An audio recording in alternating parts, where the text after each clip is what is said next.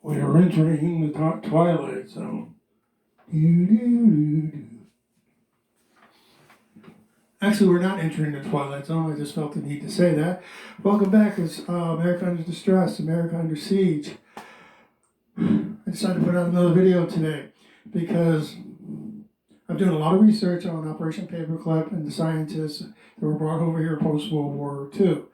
And very soon I'll be put out the mentality of post-World War II, which is why we have changed from before World War II to afterwards. Before World War II, we were basically an isolationist country. After World War II, we were in the middle of everything.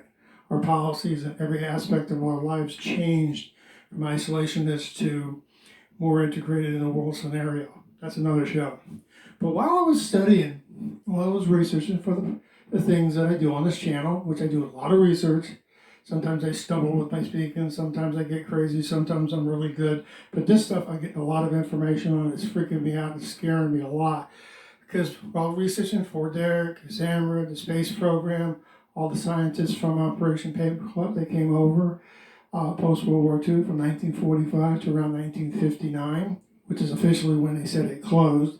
We'll see about that. But and actually, I have to show you this book that I purchased. This one here I got for when I was on another channel. But I'm using this a lot lately. But that's not the only thing I research with. That's just one book that I've researched. Every topic that I put out there, I go to multiple resources and I check it out in different formats on the internet and books, third and fourth party resources, interviews that I can find online to make sure I'm giving you correct information. Because one thing I tried to do when I was a history teacher, I tried to make it real, make it as realistic and true as possible with the information I got. So while I was researching for Fort Derrick and Operation Paperclip, I just found this story about 7 or 8 days ago. It's about Arizona, 2021. Arizona, 2021 is refurbishing their gas chambers and they purchase the chemicals, which is actually Zyklon B. If you don't know what Zyklon B is the chemical in the pellets that we used in Auschwitz, Birkenau, and a few other gas chambers. At Auschwitz and Birkenau, it's estimated 1.1 million people died from this gas. That's unbelievable. Wow. And so I found that out this year. And there was one thing that my students said, I don't want it. These are what my students would say. I don't care about history. I don't want to know about history. It doesn't affect me today. It's all 20, 30, 100 years ago.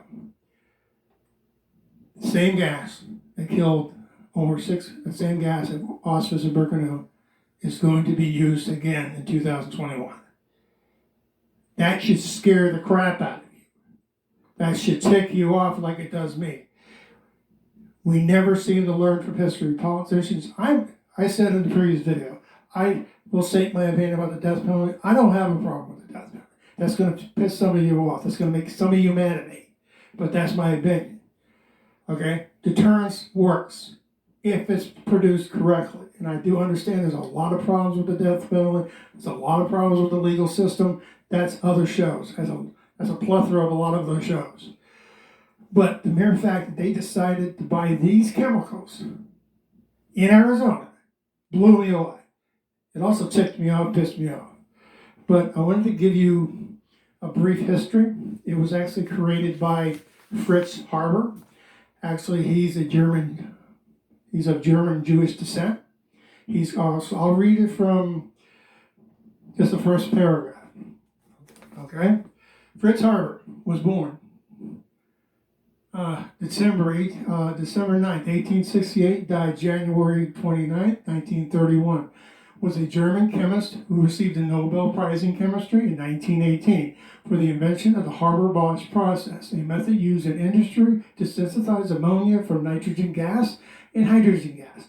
This invention is important for the large-scale synthesis of fertilizers and explosives. It is estimated that 2/3 of annual global food production uses nitrogens from Haber-Bosch process, and that this supports nearly half the world's population. Wow. Haber, along with Max Born, proposed the Born-Haber cycle as a method of elevating lattice energy of the ionic cycle. Haber is also considered the father of chemical warfare for his pioneering work developing and weaponizing chlorine for other poisonous gases during World War I, especially for his actions during the Second Battle of Ypres. At least, hopefully I pronounced that right. He was actually, when he got out of school, he was put in mandatory service for the Kaiser. This is before Adolf Hitler. This is World War I, 1914 to 1918. He actually came up with a process and he put it out in the Second Battle of Ypres, YPRES. And one of the biggest drawbacks to it is you couldn't control the gas. If the wind shifted, it would go back onto your own troops. That was the biggest issue with chemical warfare until they started realizing how to weaponize it and how to make it into more of an effective weapon, which they started to do in World War II, and they actually definitely perfected it now. So I wanted you to get the basic history of it. So the fact that Arizona is actually going to do, actually that already purchased the chemicals, which is Zyklon B, which is in Auschwitz and Birkenau, in Auschwitz. I found the receipts too. I'm going to put them in the Facebook page, America Under Distress, America Under Siege, because I can't send something that's embedded in a news article because of watermarks and things like that. So I'm just going to put it, I did screenshots and I'll just put it on the page. So if you just check it out. You don't have to join. You don't have to do anything like that. I just wanted you to get this information. Before the history is, I'll give you a little more history of Zyklon B. They were having a problem. The Germans were having this disgusting problem of how to more effectively kill people. Remember, I must state this disclaimer. I'm only doing this for educational purposes. I'm only doing this for you to understand. Because when I went to school, no one told me about this stuff. And I liked history. I loved history. There's certain things you cannot teach in middle school and high school because this stuff is so controversial. This is a YouTube channel. Okay? And I am not anything. I just want you to understand what happened. And we need to learn from history and make these politicians and these corporate entities to do things more not like they've done in the past. The mere fact that the Arizona legislature and the government of that state has purchased these chemicals to do this insults, this is my opinion, insults the entire race of the Jewish people and their families. And I'll send a video off on my YouTube channel where it has more commentary. I just want you to hear it and then see the articles. It insults a democracy that is willing to do this. Okay, that's just it. Several scientists, doctors worked at, and all freshly people worked at Auschwitz. They stated the first test was September 3rd, 1941, for Soviet prisoners and Polish prisoners, approximately 600 Polish, 600 Soviet prisoners, 250 Polish prisoners. They couldn't work anymore. So they basically put them in the basement of block 11 at Auschwitz 1. Within minutes, those 850 people died. And it was much more efficient for them. So once they realized how it was so effective for them, they decided to make more crematoriums. They turned other parts of the Auschwitz 1 and other places around Auschwitz to do this more often. Again, I will put the receipts in there, so I just wanted you to understand what was going on out there. The mere fact that this isn't ancient history. This is present day history. Just before I started the show, I checked to see if the two people that are still on death row that this could be used on, which is these two gentlemen. I can't use their pictures. If I could, I would. I may put them on my Facebook page if you want to check them out. One of them is Frank Atwood. He basically brutally assaulted and killed an 8-year-old girl, Vicki Lynn Hoskins. Hopefully I pronounced that back in 1984. Clarence Dixon killed 21-year-old Deanna Bowden, an ASU student, Arizona State University student, raped and murdered her.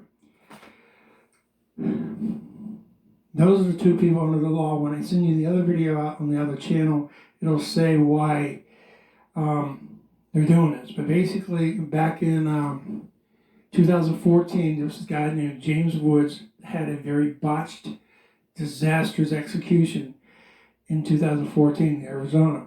Basically, he was given 15 dosages of lethal injection over the course of 2 hours. He finally died. 15 injections of this stuff. 15. And if you look at lethal injection section of the receipt, look at the name of it. Look at it. I want you to see if you can see where I'm getting at. The preface and the word. See if you can see what it is. And it's tied right back to an Operation Paperclip guide. It is. So that's the basic history of it. I just wanted you to know that information. My commentary about that is,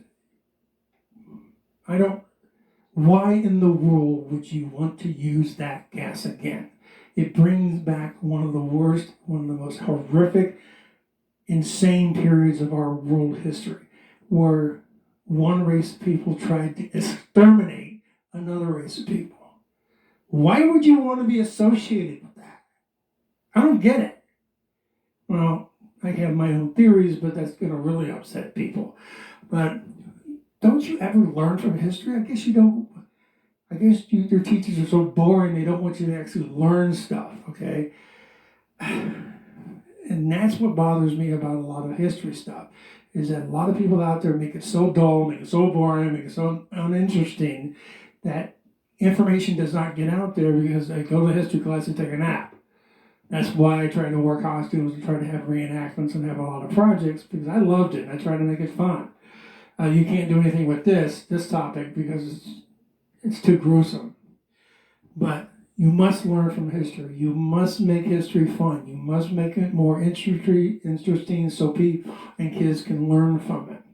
You see on Facebook, you see on Twitter, all this stuff that's going on in the world. Yesterday was the verdict for Gallie announced. This has nothing to do with the topic. Okay? All this stuff is not history. All this stuff is putting it out there. All the videos that they have, all the things that are distorted.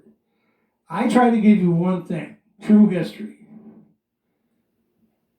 Arizona is refurbishing their gas chambers. They are. They bought these chemicals. They have. Okay, I'm going to probably send you a couple of videos about gas attacks during World War I. I'm just going to send them out to the channel tomorrow. That's real. It happened. You can make your interpretations about the death penalty for what you want. That's your call. That's what I try to do in my class. Give you the information. Let you think for yourself. Unfortunately, we don't do that anymore. You just let politicians and corporate employees that stay there for 20, 30, 40, 50 years make decisions for us. Oh yeah, he's an expert or she's an expert. I'm going to listen to him. No, I'm going to do my research myself. I'm going to do it. Okay? Don't allow a politician to make decisions for you. Okay? After this video, I'm going to probably shift to another topic. Along the same lines here, I'm going to go to the horrors of Auschwitz and the horrors of Dachau. I'm going to tie into the Operation Paperclip people that I brought up in the previous shows, where they worked. Several of them worked at Auschwitz. Several of them worked at Dachau. Actually, Dachau was the first one, the first real concentration camp, 1933 to 1945, where they actually trained SS officers to go to other camps. I'm going to send that out there. Just to show you what the United States government did in 1945 and bring them here, and they knew exactly what they did. They knew exactly what they were working on. They were having medical experiments on human beings. And we let these people here, and you wonder the mentality of a country that's willing to do that? Just blows me away every time I think about that. Again, this is for educational purposes only. There's many things in the description that I will state that this channel supports. We support Wounded Warrior Project. which is out back on the wall. We support useful charts where I do a lot of research. I did the research on Biden's family tree, Kamala Harris's family tree. I'll do other politicians and use usefulcharts.com. We have 2 scholarships, one at Gaige Robbins Citizenship Scholarship Fund, one is Bill Moore, North Canton, Ohio. It's all tax deductible. And I hope you learned something. I'll send out those videos on the webpage, the Facebook page, which is actually America Under Distress, Siege. And the receipts will be there as well. A couple other videos will be as well to supplement this, because I don't want to get busted for a copyright claim for this post. Remember, learn from history. Don't repeat it. Think about that. Don't repeat it. You have a good day.